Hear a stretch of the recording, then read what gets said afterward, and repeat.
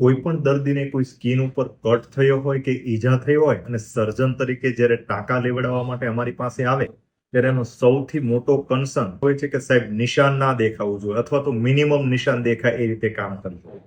તો નિશાન રહેવું એ દર્દીની સ્કારિંગ ટેન્ડન્સી એટલે કે સાદી ભાષામાં તાસીર તથા ઈજાનો પ્રકાર કેવો છે એના ઉપર વધુ હોય છતાં પણ નિશાન ઓછું દેખાય, સ્કાર મિનિમમ રહે, એના માટે આપણે શું કરી શકીએ?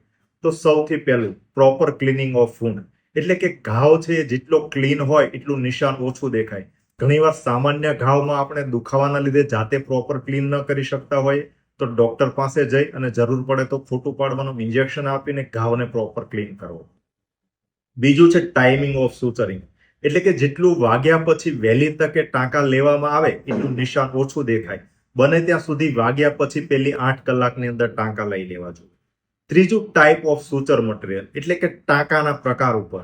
ઘણા બધા લોકોની માન્યતા એવી હોય કે જાતે ઓગળી જાય એવો ટાંકો હોય તો નિશાન ઓછું દેખાય અને તોડવાનો ટાંકો હોય તો વધુ દેખાય. એવું ના હોય, પરંતુ સુચરની સાઇઝ એટલે કે જેટલો માઇક્રો ટાંકો, જેટલો પતલો ટાંકો હોય એટલું નિશાન દેખાવાની શક્યતા ઓછી રહે. ચોથું છે સુચરિંગ ટેકનિક એટલે કે ટાંકા લેવાની પદ્ધતિ.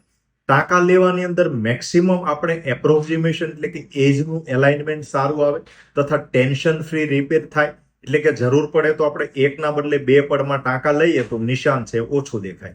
પાંચમું પ્રોપર હિમોસ્ટેસિસ એટલે કે લોહી પૂરું બંધ થઈ જવું જોઈએ. બ્લીડિંગ થતું હોય, ઘાવની અંદર જો બ્લીડિંગ હોય ને આપણે ટાંકા લઈ લે તો અંદરની સાઈડ બ્લડનો ભરાવો થાય જે ઇન્ફેક્શન કરી અને ખરાબ સ્કાર કરવા માટે રિસ્પોન્સિબલ હોય.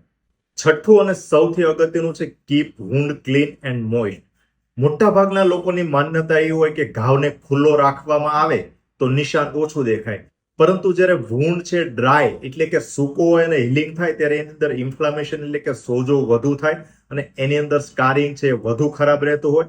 એટલા માટે ઘાવને પ્રોપર મોઇશ્ચર સાથે હિલિંગ થાય એના માટે તથા ઇન્ફેક્શન નહીં થાય એના માટે પ્રોપર એન્ટીબાયોટિક ઓઇન્ટમેન્ટ લગાડી અને ડ્રેસ કરવું એટલે કે ડ્રેસિંગ કરવું જોઈએ.